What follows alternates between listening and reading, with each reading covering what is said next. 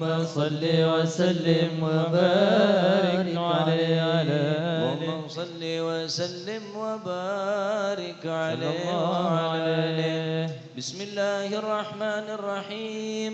الحمد لله القوي سلطانه، الواضح برهانه، المبسوط في الوجود كرمه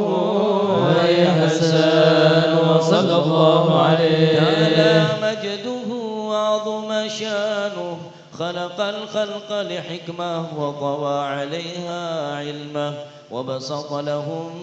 من فائض المنة ما جرت به في أكداره القسمة صلى الله عليه. فأرسل إليهم أشرف خلقه وأجل عبيده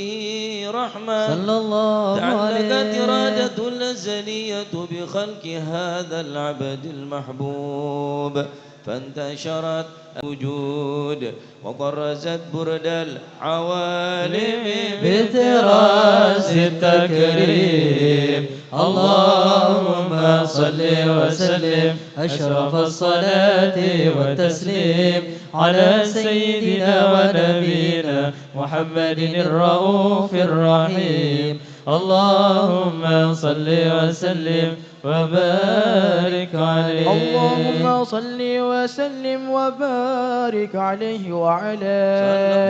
آله. تجلى الحق في عالم قدسه الواسع تجليا قضى بانتشار فضله في القريب والشاسع صلى الله عليه. فله الحمد الذي لا تنحسر أفراده بتعداد ولا يمل تكراره بكثرة ترداد، حيث أبرز من عالم الإمكان صورة هذا الإنسان صلى الله عليه. يتصرف بوجوده الثقلان وتنتشر أسراره في الأكوان،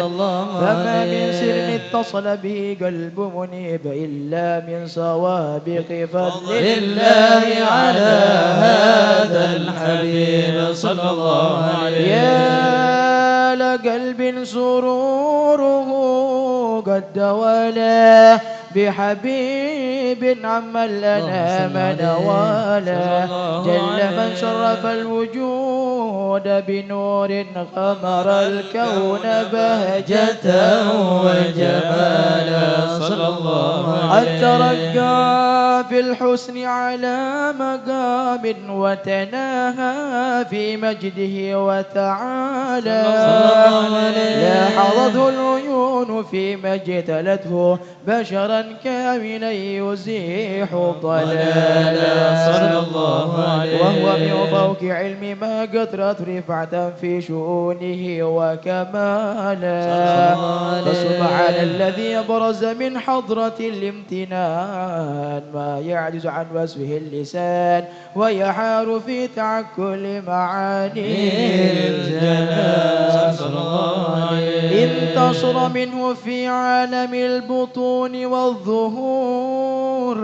ما ملأ الوجود الخلق ينور، فتبارك الله من إله كريم بشرتنا آياته في الذكر الحكيم ببشارة. لقد جاءكم رسول من أنفسكم عزيز عليه ما عنتم حريص عليكم بالمؤمنين رؤوف رحيم صلى الله عليه. هذه البشارة وتلقاها بقلب سليم فقد هدي إلى صراط مستقيم. اللهم صل وسلم أشرف الصلاة والتسليم على سيدنا ونبينا محمد الرؤوف الرحيم. اللهم صل وسلم وبارك عليه. اللهم صل وسلم وبارك عليه. أشهد أن لا إله إلا الله وحده لا شريك له شهادة تربي اللسان عما تضمنه الجلال من التصديق بها والميزان صلى الله عليه. من الإيمان القرآن قواعد وما اليقين من سر ذلك الإذعان والتشريك شواهد صلى الله عليه أشهد أن سيدنا محمد العبد الصادق في قوله وفعله والبلغ لله ما أمره بتبليل خلقه من فرضه ونفله أبد أرسله الله للعالمين بشيرا ونذيرا صلى الله عليه فبلغ الرسالة وأدى الأمانة وهدى الله بمن الأمة بشرا كثيرا وكان في ظلمة المستبصرين سراجا وقمرا منيرا صلى الله فما أعظم من منة تكرم الله بها على البشر وما أوصاها من نعمة إن تسلسلها في البحر والبر اللهم صل وسلم بأجل الصلوات وأجمعها وأزكى التحية وأوسعها على هذا العبد الذي وفى بحق العبودية صلى الله وبرز فيها في قلة الكمال وقام بحق الربوبية في مواطن الخدمة لله وأقبل عليه غاية الكمال صلى الله عليه يتسلر المصلي عليه به فينبسط في قلبي نور سر التعلق به وهبه صلى الله عليه بعناية الله في حزبه وعلى آله وصحبه الذين ارتقوا سوة المجد بكرمه صلى الله عليه إلى أشرف الأصل بوده وهبه ما أطر الأكوان بنشر ذكراه نسيم اللهم صل وسلم أشرف الصلاة والتسليم على سيدنا ونبينا محمد الرؤوف الرحيم اللهم صل وسلم وبارك عليه اللهم صل وسلم وبارك عليه أما بعد فلما تألقت إرادة الله في العلم القديم صلى الله عليه يسر للتخصيص للبشر الكريم بالتقديم والتكريم صلى الله عليه القدرة الباهرة بالنعمة الواسعة والمنة الغامرة صلى الله عليه فلقد بيضت التصوير في العالم المتنك الكبير عن جمال مشهود بالعين حاول لوصف الكمال المتلك والحسن التام والزين صلى الله عليه فتنقل ذلك الجمال الميمون في الأسلاب الكريمة والبطون صلى الله عليه ضمة إلا وتمت عليه من الله النعمة صلى الله عليه والقمر التام الذي يتنقل في بروجه ليتشرف بموت استنكراره وموت خروجه وقد قضت الأقدار الأزلية بما قضت وأظهرت من هذا النور ما أظهرت وخصصت به من خصصت صلى الله عليه مستقره في الأصلاب الفاخرة والأرحام الشريفة الطاهرة حتى برز في عالم الشهادة بشرا لك البشر صلى الله عليه ونورا حير الأفكار زور وبار فتعلقت همة الراكب لهذه الحروب صلى الله عليه أن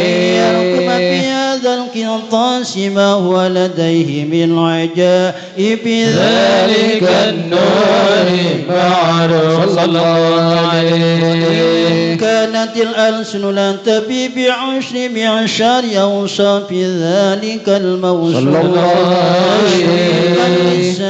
للسامعين من خواص المؤمنين وترويحا للمتعلقين بهذا النور المبين صلى الله عليه. فأنا تعرب الأقلام عن شؤون خير لنا، ولكن هزني إلى تدوين ما هبت من أشرف المخلوق صلى الله عليه. وما أكرم الله به في مولده من الفضل الذي عم العالمين صلى الله عليه. وبقيت رايته في الكون منشورة على مر الأيام والشهور والسنين، داعي التعلق بهذه الحضارة الكريمة ولاعج التشوق إلى سمي أوصافها العظيمة، ولعل الله ينفع به المتكلم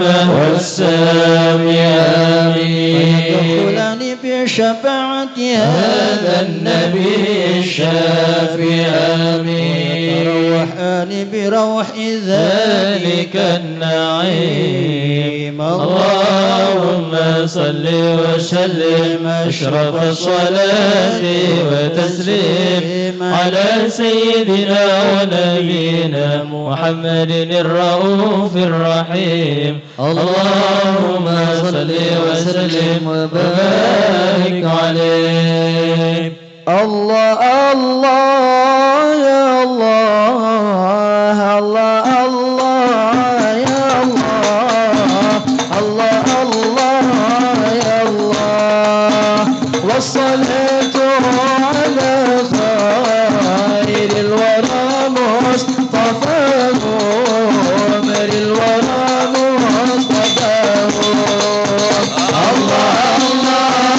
يا الله، الله الله يا الله، الله الله يا الله، والصلاة على خير الورى مصطفاه، خير الورى مصطفاه. خير في الحق لالي الحق والسلوك معاهم، حكي وسلوك معاهم، في طريق التضامين حيث ساروا وراهم، حيث ساروا وراهم. الله الله يا الله، الله الله يا الله، الله الله يا الله، والصلاة على خير الورى مصطفاه، الورى مصطفاه. فالسعادة منوطة كلها باكتفاهم، كلها باكتفاهم. فقد من قد رآهم أو رأى من رآهم، أو رأى من رآهم. الله الله يا الله، الله الله يا الله، الله الله يا الله.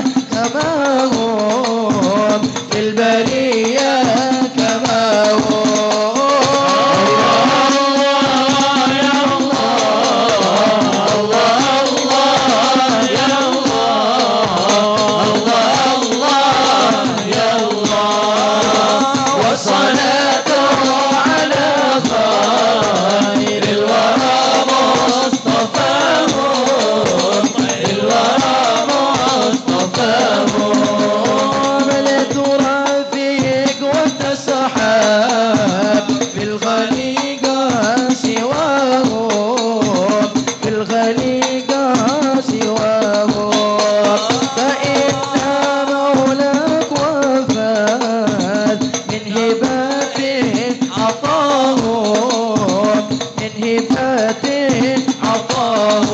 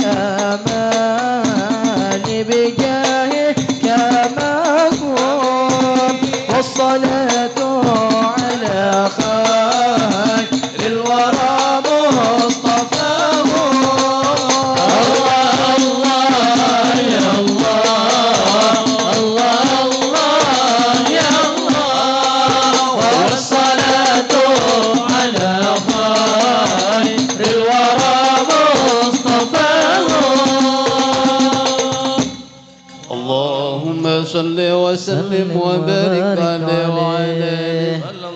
اللهم صل وسلم وبارك عليه.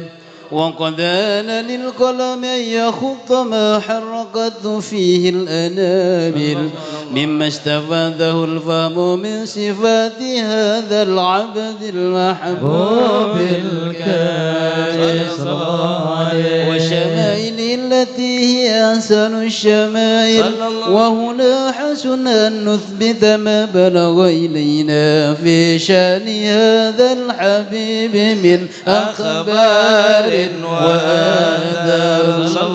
ليتشرف بكتابته القلم والكرضاس وتتنزه في حدائقه الأسماع والأبصار. وقد بلغنا في الأحاديث المشهورة أن أول شيء خلقه الله هو النور المودع في هذه السورة. فنور هذا الحبيب أول مخلوق برز في العالم ومنه تفرع الوجود خلقا بعد خلق فيما حدث وما تقدم صلى الله عليه. وقد أخرج عبد الرزاق بسنده عن جابر بن عبد الله الأنصاري رضي الله عنهما قال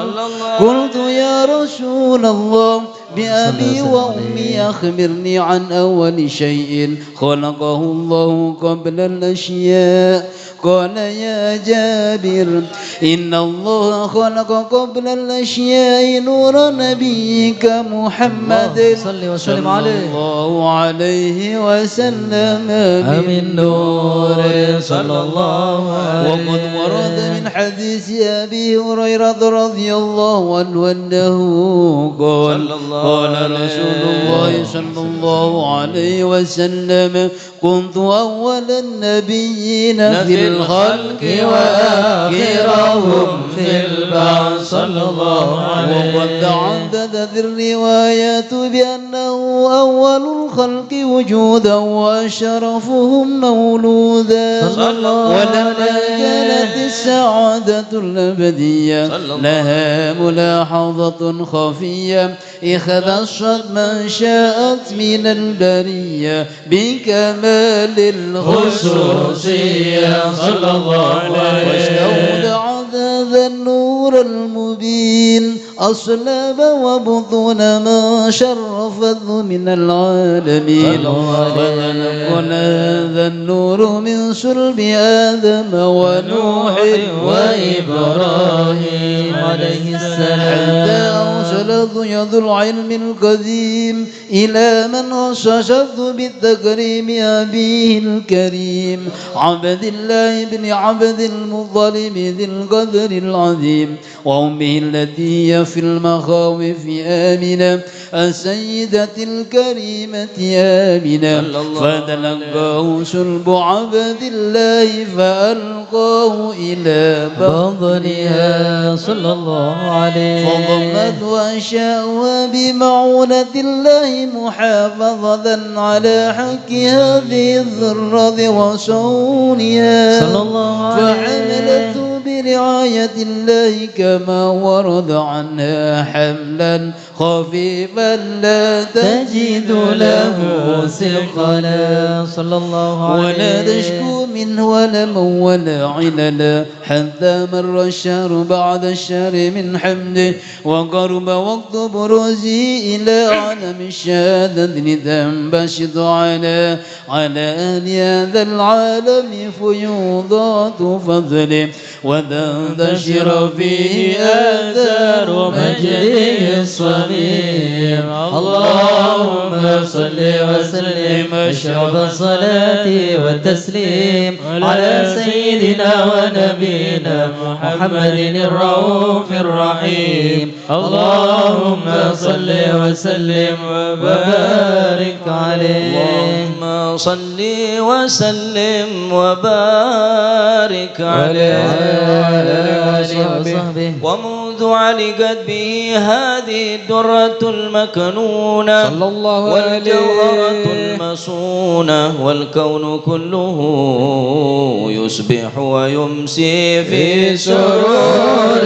وابتهاج صلى الله عليه. بقرب ظهور شراك هذا السراج والعيون متشوفة إلى بروزه متشوقة إلى التقاط جواهر كنوزه صلى الله عليه. وكل دابة لقريش نطقت بفصيح العبارة صلى الله عليه بكمال البشارة وما من حامل حملت في ذلك العام إلا أتت في حملها بغلام من بركات وسعادة هذا الإمام صلى الله عليه. ولم تزل الأرض والسماوات متضمخة بعطر الفرح بملاقات أشرف البرية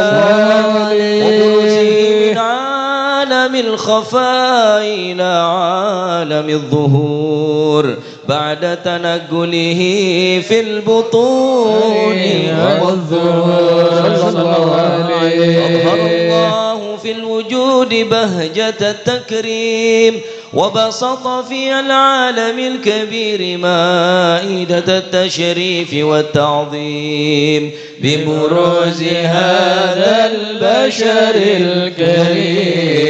اللهم صل وسلم أشرف الصلاة والتسليم على سيدنا ونبينا محمد الرؤوف الرحيم اللهم صل وسلم وبارك عليه اللهم صل وسلم وبارك عليه فحين قرب عن وضع هذا الحبيب أعلنت السماوات والأرض ومن فيهن بالترحيب وأمطار الجود الإلهي على أهل الوجود تسج والسنة الملائكة بالتبشير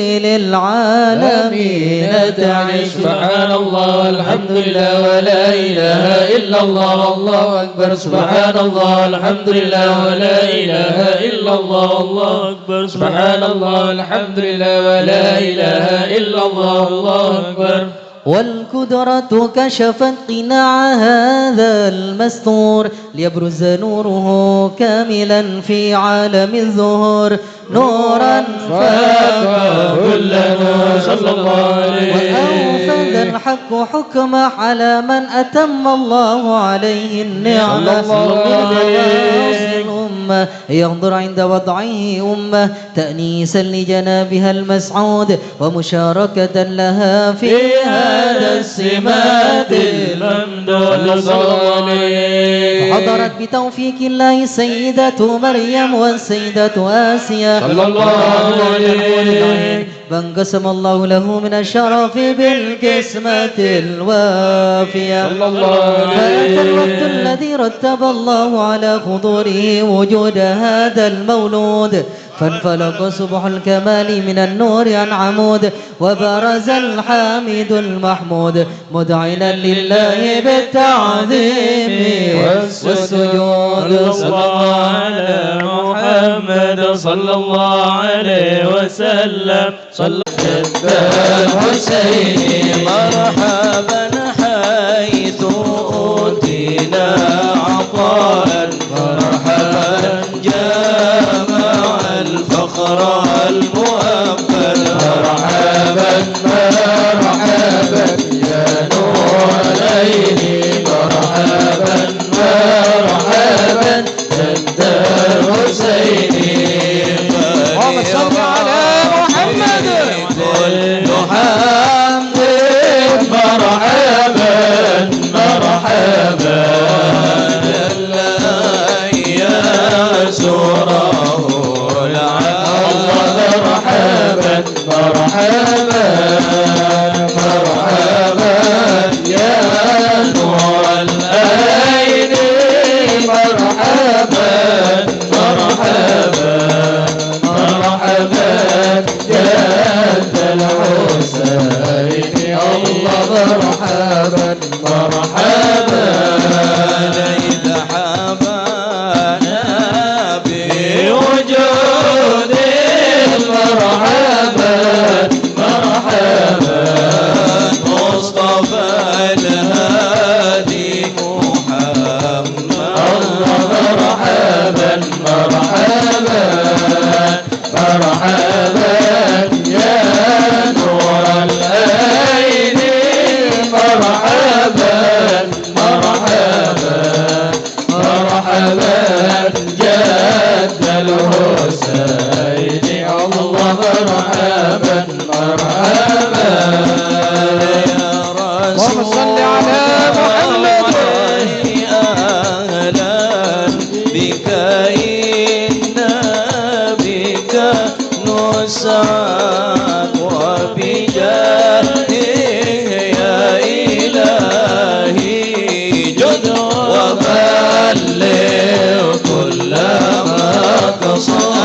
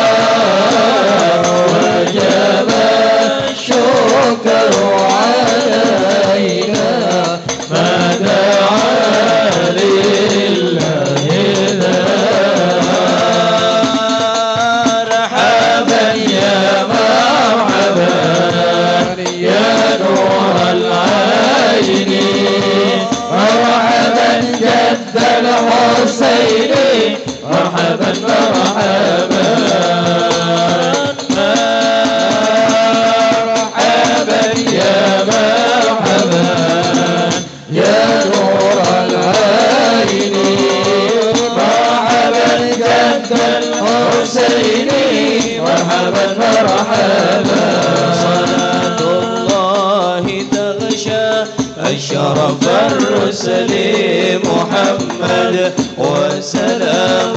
مستمر كل حين يتجدد يا نبي سلام عليك يا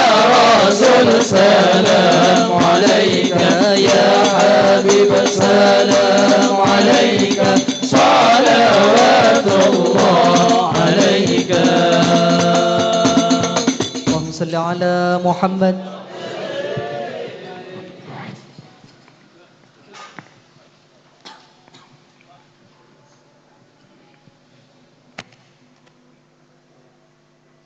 اللهم صل وسلم على سيدنا محمد وعلى آل سيدنا محمد. بدا لي من عظيم العطاء ما قد بدا لي وحسن الظن في من دعاني راس مالي وفي عتاب باب ندى حطت رحالي وهانا منتظر فضل وهاب نوالي يا لا يا الله يا رب يا عليم بحالي عسى بعد الضباب يقالي شرب حالي فيا ذا الجود يا رب يا مولى الموالي ويا معطي العطايا العظيمات الجزال أذقنا برد عفوك وأصلح كل بالي وجملنا ويسر لنا سبل الكمال يا الله يا الله يا رب يا عليم بحالي عسى بعد الضباب يقالي شرب حالي. بسم الله الرحمن الرحيم الحمد لله رب العالمين اللهم صل وسلم على سيدنا محمد في الأولين اللهم صل وسلم على سيدنا محمد في النبيين اللهم صل وسلم على سيدنا محمد في المرسلين اللهم صل وسلم على سيدنا محمد في كل وقت وحين اللهم صل وسلم على سيدنا محمد وعلى آله وصحبه أجمعين. ولما ندم الفكر من ذراري الأوصاف المحمدية وجودا توجهت إلى الله متوسلا بسيدي وحبيبي محمد صلى الله عليه وسلم أن يجعل سعي فيه مشكورا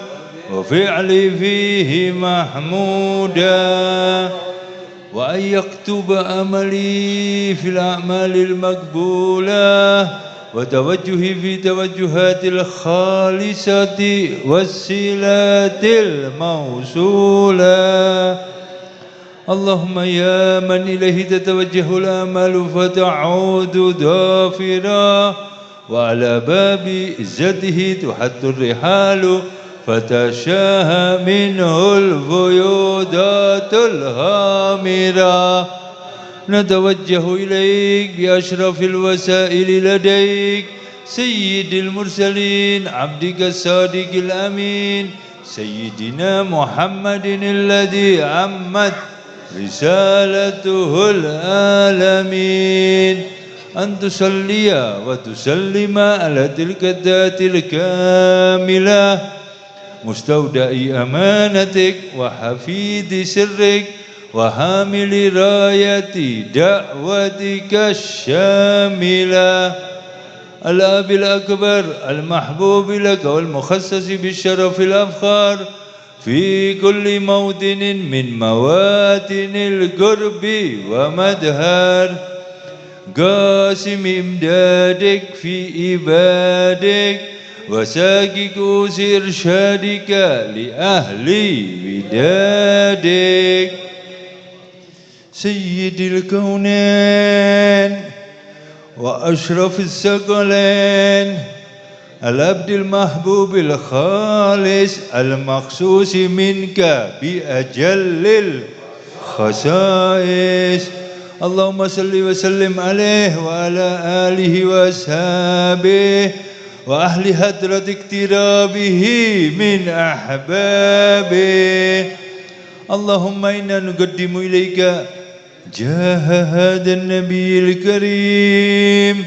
ونتوسل إليك بشرف مقامه العظيم أن تلاحظنا في حركاتنا وسكناتنا بعين عنايتك وأن تحفظنا في جميع أدوارنا وتقلباتنا بجميل رعايتك وحسين وقايتك وأن تبلغنا من شرف القرب إليك وإلى هذا الحبيب غاية آمالنا وتتقبل منا ما تحركنا فيه من نياتنا وأعمالنا وتجعلنا في هدرة هذا الحبيب من الحاضرين وفي طرائق اتباعه من السالكين ولحقك وحقه من المعدين ولأهديك من الحافظين اللهم إن لنا أدمان في رحمتك الخاصة فلا تحرمنا ودنونا جميلة هي وسيلتنا إليك فلا تخيبنا آمنا بك وبرسولك وما جاء به من الدين وتوجهنا به إليك مستشفين أن تقابل المذنب منا بالغفران والمسيء بالإحسان والسائل بما سأل والمعمل بما عمل وأن تجعلنا ممن نصر هذا الحبيب ووازره ووالاه وظاهره وعم ببركاته وشريف وجاده أولادنا ووالدينا وأهل قدرنا ووادينا وجميع المسلمين والمسلمات والمؤمنين والمؤمنات في جميع الجهات وادم راية الدين القويم في جميع الأقطار منشورا ومعالم الإسلام والإيمان بأهلها معمورا مأنا وزورا واكشف اللهم كربة المكروبين واقضي دين المدينين واغفر للمذنبين وتقبل توبة التائبين وانشر رحمتك على عبادك المؤمنين أجمعين واكفي شر المعتدين والظالمين وابسط العدل بولاة الحق في جميع النواحي والأقطار وأيدهم بتأييد من عندك ونصر على المعاندين من المنافقين والكفار واجعلنا يا ربي في الحسن الحسين من جميع البلايا وفي الحرص المكين من الذنوب والخطايا واجعلنا يا ربي في الحسن الحسين من جميع البلايا وفي الحرص المكين من الذنوب والخطايا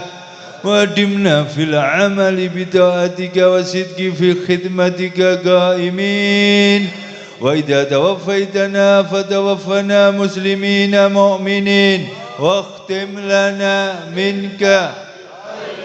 أجمعين واختم لنا منك بخير أجمعين واختم لنا منك بخير